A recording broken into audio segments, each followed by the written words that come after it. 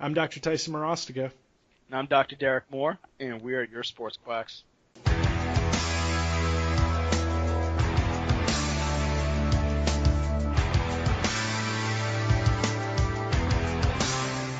All right, welcome back to all of our Sports Quacks. Today we're going to jump into frozen shoulder diagnosis, some treatment ideas, and just some more general information about it.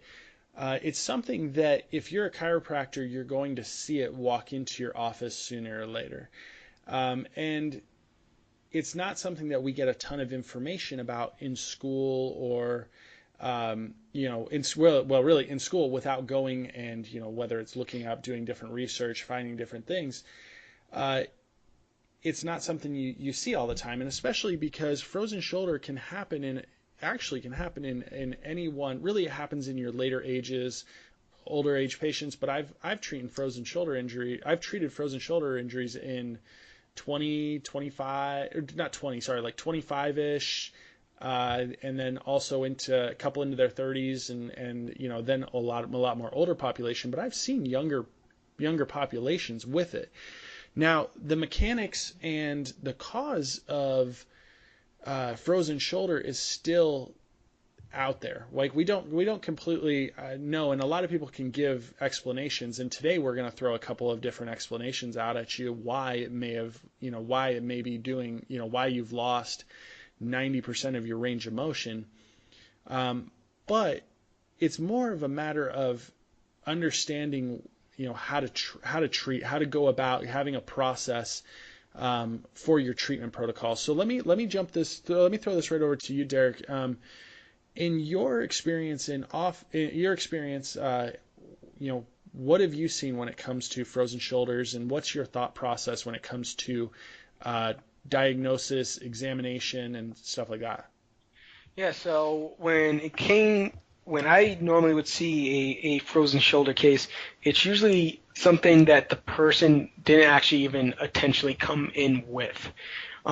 So my few cases were actually cases where the patients presented after either an arm or an elbow injury that for me they were always older. So they came in with an arm injury that they were actually put in a sling or some type of immobilization device. And then they would just start complaining that their shoulder was feeling stiff, that their shoulder was starting to be painful. And as they were actually going to PT for the breaks. And I was primarily still seeing them just because they were chiropractic patients in the past. And we would continue to work on just thoracic range of motion. And I remember for both of them, we would always work on some type of cervical issue. So we would usually work traps, rhomboids, just like your normal cervical thoracic stiffness issues. And then they started complaining that their shoulder was all jacked up. But I told them, it's like, hey, listen, go through your PT, and then once they get you out of the sling, we'll start to evaluate the shoulder too. And it's not that I couldn't do some of their rehab with them, but to me, if they're already seeing PT that was ordered from their ortho, there's no need for me to really start to load that tissue even more. They're getting their PT. I trust that their PT is doing a good job. And as long as I let their PT continue to do their job, I'll make sure that we have an open dialogue about it. But I'm not going to go in there and throw my spin on it, because then there's too many variables. If that patient doesn't get better, it might be that I might be doing something wrong or the PT's doing something wrong. Let's just leave it where it is as a PT, cover it. But once they got out of the sling, they would just bring it up to me. It's like, I can't move my shoulder. Mm-hmm. What do you mean? And they would try to abduct it. They're like, this is all I have. And we're talking maybe 40, 50 degrees, maybe even 60. But they'll start to do a shoulder shrug. They'll start to bring up their entire arm. They'll start to even laterally flex their body. Be like, this is all I got. I'm like, you don't even have that. You're sacrificing everything else to get you there. And what kind of led me to believe that this was more than just a stiff shoulder is, as I bring them through their passive range of motions, it would still recreate some of that sensation and that pain. And it's like this shouldn't be happening. And from what I kind of understand for it, it's more of like I think they mentioned like it's like a thickening of the capsule, Yeah. and the patients ask like, okay, so what doc, can you do anything? That's basically what it comes down to. I'm like, hey, you know what? We can try. And the biggest thing is I kind of ramp up what I do in the thoracic and cervical spine because they have huge, big attachments to what's going on in the shoulder, you know. So I'll start to ramp up on the work that I do on the traps, levator, and the rhomboids and the serratus, and then obviously your lat. But it's more so for me is maximizing some of that passive range of motion first, and trying to at least maintain some of that passive range of motion, because these patients, especially with the amount of pain that they're in, will start to use their arms less and less, and it has to be almost like a motivation for them to really start to use more and more and more, because it's extremely uncomfortable for them. Yeah. And a lot of times when I'm pushing them through that, even as the clinician, I have to start to gauge, all right, how much more can this person mentally take versus how, because I could feel like I could push them almost all day, Okay. you know, but you're seeing them sweat, you're seeing their face turn red, they're about to swing at you with their only good arm, and you have to kind of just be a little bit more cognizant of what's going on with them, because you can start to see some of that range of motion increasing, so it might motivate you to push a little bit more, Right. but you have to be very, very careful with overstressing the person and maybe not necessarily the tissue. Yeah. How about you? What have you been seeing with that? So, so here's my thing. I serve a older population at times, right? My winter season is packed full of snowbirds in Arizona, and so frozen shoulder I see quite often, but it's a different. You have to know the mechanism of injury to be able to treat frozen shoulder, and to me, you know, you get some that are history of, oh yeah, no injury, no trauma. I was up in a cast or I was in a sling for a month and then I came back and I can't move my shoulder. But then you also have some that are like clear, like, hey, it began with an impingement syndrome. You know, it began because I tried to lift something in the scapular plane really quick. It was lightweight, quick, and I felt this sharp pain and I was afraid to move it for like a month, right? And so then we get this like this process. Well, basically you start that process, and then patients. Then from there, you have to go. Okay, you have to figure out: did they lose active range of motion, passive range of motion, or did they lose both? Right. So Right. frozen shoulder is often associated with loss of active range of motion. So meaning that meaning that when they try and lift their arm up over their head, they can't. But then I can grab their arm and I can pull it overhead with no symptoms and no problems. So that changes the way that I'm going to go about treating them. Because if they have like full passive range of motion, what does it help sitting there and doing, passive stretching on a patient, like holding their arm and going through the ART protocols of, hey, I'm going to push and move and twist and turn. It doesn't necessarily make sense in that case. So, like you heard Derek say earlier, like there's a thought that, hey, a frozen shoulder could be a thickening of the capsule, and the capsule not actually being able to move, right? To create torque to be able to pull the basically essentially move the limb. But I've heard the essentially the philosophy of, hey, we get an impingement syndrome because the subscapularis can't move.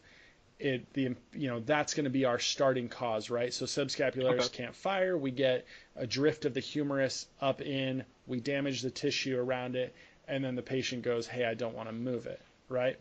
Okay. I've dealt with, hey, possible rotator cuff tears. Like you can have a rotator cuff tear from a trauma, like a quick deceleration type movement, or you can have a degeneration over time, right? Like a poor use, which is, to be honest, the more common cause. That's what we see more often. And then I've seen, posterior rotator cuff tears that the patient essentially protects. And so for me, when it comes to treating patients, I've got to assess, and that's when it's so key in assessing active, passive, and how that changes how I want to go about doing it. Now, when it comes to, so Derek, let me throw this back at you with when it comes to building a plan for them. And I know you kind of already covered this, but like let's go over like step by step. Mm-hmm.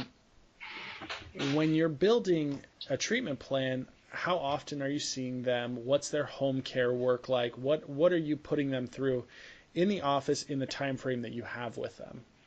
Oof, I mean, so with my patients, generally, if I see them going down that slippery slope, where even passive is starting to become problematic, I'm usually trying to front load a lot of those treatments just to kind of calm everything down.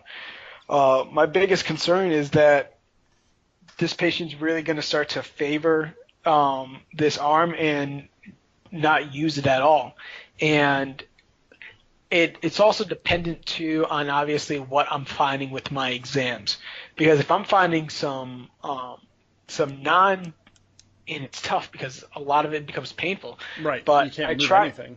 Right. I try to discern weakness from pain-related weakness. Yes. Because something really is just like, all right, it's weak because you push on it and then it hurts, so they drop it. Right. But it's not necessarily meaning that they actually have something structurally wrong with it. Because like you said, it could easily end up being a rotator cuff tear. Mm-hmm. And the older you get, the more likely you are to actually have atraumatic rotator cuff tears. So you have to keep that in your mind with whatever population that you're working with. And one of my patients, she sticks out because she fell off her bike and fractured her humerus, and she was put in a sling for a while, but her shoulder was what was bugging her the most. And after about a week or two, where we were getting some increases in pain-free range of motion in office, but it would quickly deteriorate afterwards, I just sent out for the MRI. So usually it's more, for me, I'm thinking you do a front-loaded visit right away, because with frozen shoulder, it's very, very hard to decipher what is weakness and pain-induced weakness. Yeah. And if they have a structural deficit, it can sometimes be hidden by that frozen shoulder and compounded by it. So I give them about 2 weeks of solid conservative care. But if they're not progressing the way that I like, or they're still having some odd symptoms that I can't really decipher, it's the MRI. Because that's going to dictate to me, I'm like, okay, how big of a tear are we possibly dealing with? Because if it's still just a minor tear, I'm okay. Yeah. But if they're saying like this person has a full longitudinal thickness tear of their like supraspinatus, or we're talking like detached labrum, something messy. Once again, although it may not be surgical for some patients depending on their lifestyle, it's still information that's mandatory for you to start to build a better treatment plan. Because sometimes when I'm testing for strength and the frozen shoulder tests out and it looks like it's moving well, like I said, we'll be fairly aggressive. We'll start to move it more and more and more. But if you find that there's some structural integrity issues, then it might force you to have to slow down whatever treatments you were thinking about doing. Yeah. And really start to maybe make some changes there. When it comes to hey, and obviously like I always say with everything, it's a case by case situation. But from my mindset of where I'm at, if they're coming in and they can't move it, they've got issues, I'm doing an extremely passive motion day. Like I'm just sitting there going, hey, like I'm gonna throw stim on you, I'm gonna throw some heat on you. I'm going to do some real, I'm going to do some arm circles. I'm going to hold you. I'm going to hold it. I'm going to get you laying down so we're not fighting gravity. I'm just going to work it myself, and I'm going to progress you through that. And now if we see any difference, then I know, like, hey, I can maybe go a little bit more each time. So my mindset is, hey, let's calm down the pain a little bit and let's slowly chip away, instead of going, like, jumping in and being like, yeah, I'm going to crank on this thing until it works. It doesn't make sense in my mind. So I'm going to take you guys through, actually, so before I jump in, I've got a great story about a frozen shoulder case that I saw, that I can walk through. But I want to ask you this, Derek, and I'll answer the same question, but what are your thoughts on chiropractic adjustments and frozen shoulder? Because I can remember watching, I remember watching the movie Doctored, and you may or may not know this video, you may or may not be familiar, but it's a video essentially, talking about the evils of Western medicine and versus, the traditional, or the whatever, the chiropractic is the cure-all, and how, we've whatever. But basically that's all it is. I'm going way too long into that rant. But they talked about frozen shoulder and the chiropractic care. Ooh, my phone's on. Sorry, guys. So it talked about essentially a cervical adjustment, increasing neurological response. So I don't know if it was proprioceptive response or if it was motor control response, from a chiropractic adjustment, thus increasing the movement in the arm or allowing the arm to work better. Derek, what are your thoughts on that? I mean, maybe. Are you Kevin Garnett? Anything right, possible? Yeah. Right, and, yeah, exactly. I would say maybe. It's possible that you can also have been dealing with possibly like a double crush. Yeah. And and increasing some of their decreasing some of the tension, some of the nerve tension, some cord tension, maybe even decreasing some inflammatory responses within the cervical spine may have helped. But sometimes it's like weird things. It's tough for me to say whether or not that patient even really had, because like you said, in the movie, I don't even really remember if the doctor ever went through the exact diagnosis protocol. Like, did this person even really have a frozen shoulder, or was it just like a random term that they just gave this person had some shoulder pain? So I'm more than likely going to manipulate or do some type of manual therapy onto the cervical spine for a frozen shoulder. Sure. Frozen shoulder. That's almost guaranteed, just because of how much secondary attachment points there are. But am I adjusting the spine thinking that it's going to get rid of their shoulder issue? I'm not going that far. No, you're not buying the farm on that one? No. So here's my thing. I'm willing to listen. And let me explain why. So I'm willing to listen, and it's because exactly what you said there. There are so many muscles that attach from the spine to the shoulder and control motion, that I really do like the idea of improving mobility throughout the cervicothoracic junction, the mid back, in how that basically creates and moves the shoulder, right? So we know that with shoulder flexion there is thoracic extension, right? Like, oftentimes I see someone who has frozen shoulder, the first thing that they do when they bring their arm up, they do this, they arch the low back, right? They try and like get that extension that the thoracic spine is supposed to have, and they try, they put it on the low back. So I see it, and I see that connection. Now, when it comes to a neurological response in I guess, I'm willing to listen to double crush symptoms. I mean, I'm good with that. We're always told that, chiropractic adjustments improves, proprioception, understanding, motion, and I'm willing to listen to that. So my thing is if somebody comes in with that, am I manipulating a joint that has lost mobility? You're dang right I am. Like I'm gonna make it move, and I'm okay with that. I'm good with that because I've seen it benefit my patient. And for me, that's it. But I'm being very smart about how I adjust them, and because that when you get a frozen shoulder injury, you put their arm in certain positions to do like a supine thoracic adjustment, you're lighting them up. And like that's the last thing you want to do with a frozen shoulder patient is light them up. Like you've got to be very careful in their positioning of their arm. Like you got to do like think about doing the bear hug kind of moves, right. Like wrapping their arm around you, getting real close and comfortable. Like, so yeah, like I don't know about you. Is there a way that you go about manipulating the way you think about adjustments? I've seen guys do shoulder adjustments. I've seen guys shove.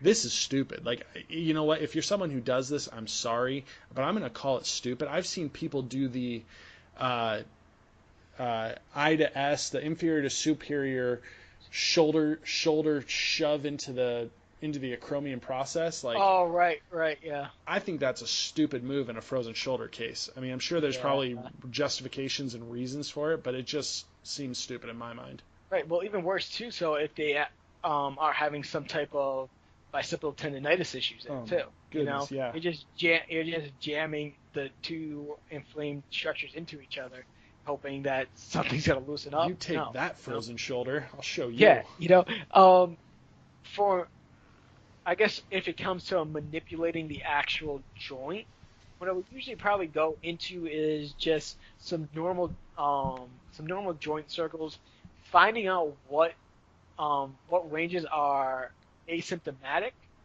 and then really trying to push those ranges a little bit more and try to maximize that. So if I'm finding that the patient says like, hey, inferior to superior feels terrible, but if you go P to A, that feels generally okay, and then A to P feels stiff but not painful. Like, okay, well, stiff but not painful, we can work with that.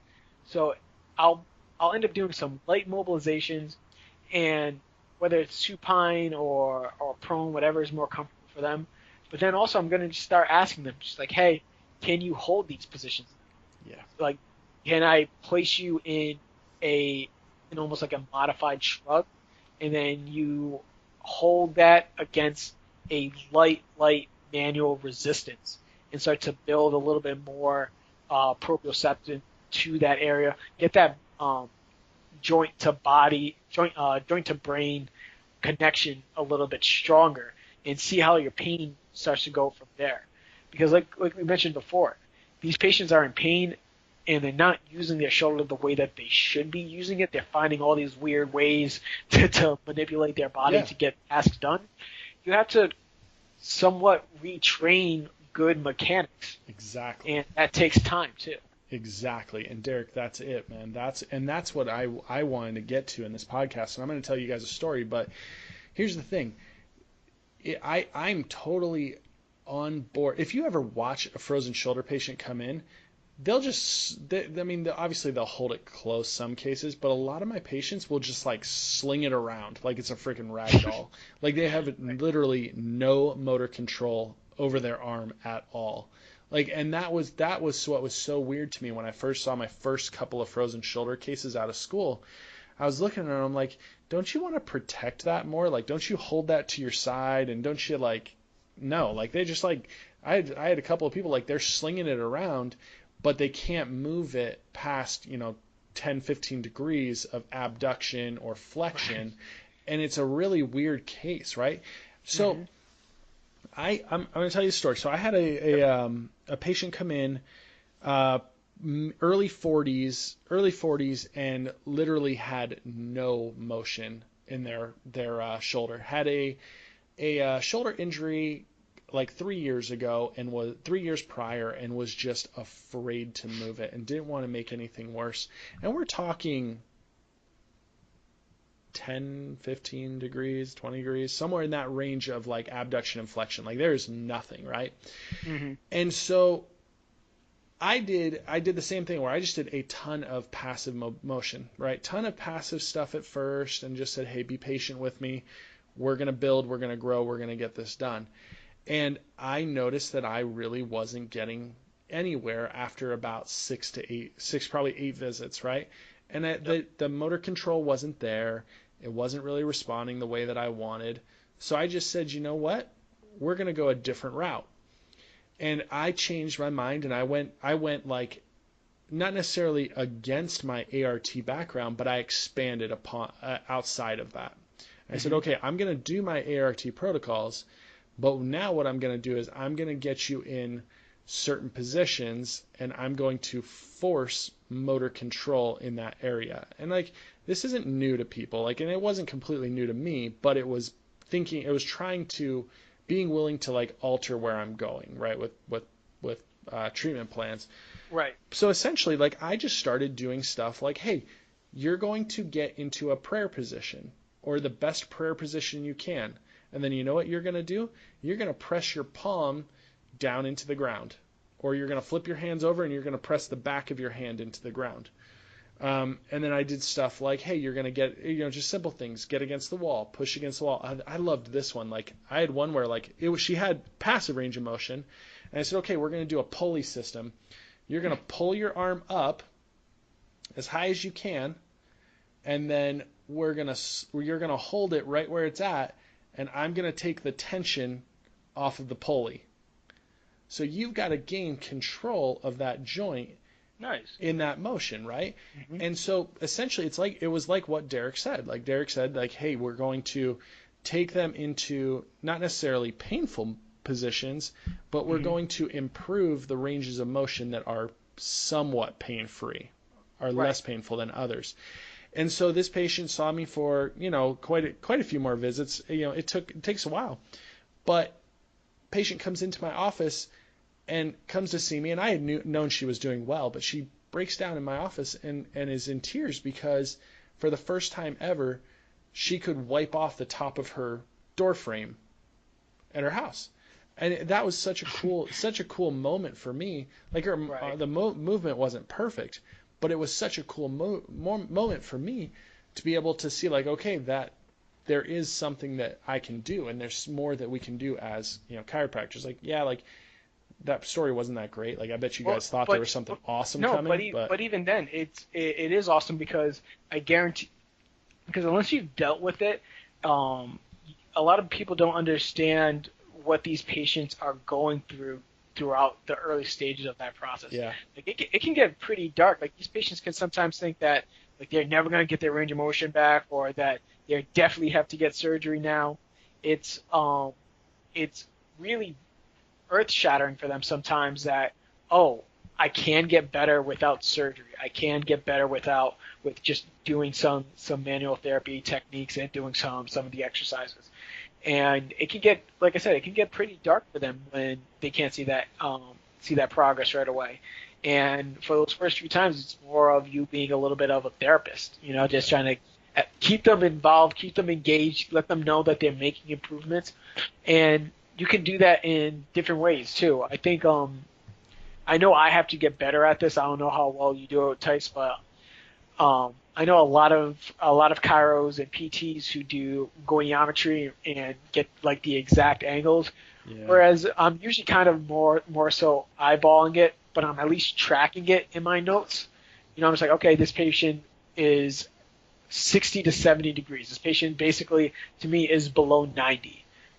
And after that point, if they start to get above 90, I usually will let that patient know. Be like, hey, do you remember 3-4 weeks ago, you couldn't even get to 90. Now you're going almost above your head. And sometimes just those little nuances can make that patient remain engaged, remain optimistic about their treatment, and can actually help them in the long run. Yeah, you see, and that's where we get to like, you almost have to treat some things like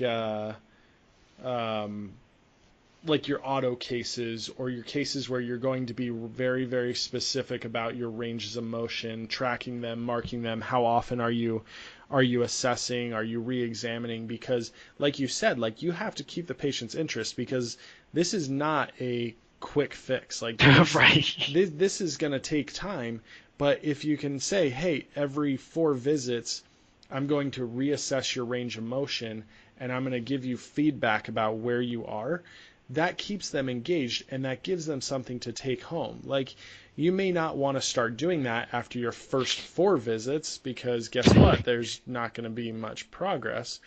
But when you start to see progress, maybe between the first and the 10th visit, then you're going to jump in and be like, hey, okay, let's start tracking this now. Like, this makes sense. Like, let's get a little bit more specific with what we're doing. That's keep them engaged, keep them going. Like, so, I mean, here's the thing. When it comes to frozen shoulder injuries, we don't always know the exact cause. But, it could be, different. It could be muscular tears. It could be a trauma. It could be non-traumatic. It could be whatever.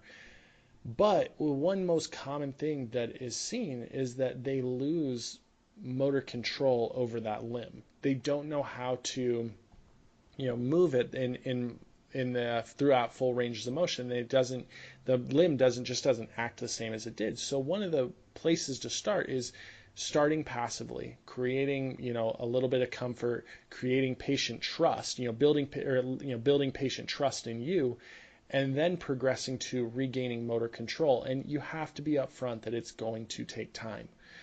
So like always, like us on Facebook, hit us up with any questions, any things that you guys want to go over. We would love to talk to you guys about them, or love to discuss different topics. So hit us up. We'll talk to you guys later.